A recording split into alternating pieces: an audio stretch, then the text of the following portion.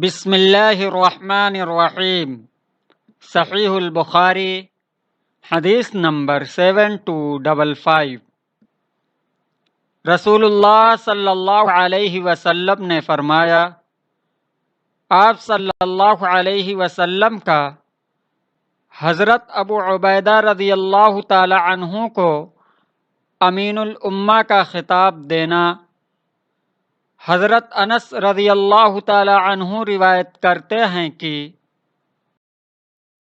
نبی کریم صلی اللہ علیہ وسلم نے فرمایا، ہر امت میں ایک امانت دار ہوتا ہے اور اس امت کے امانت دار ابو عبیدہ رضی اللہ تعالی عنہ ہیں۔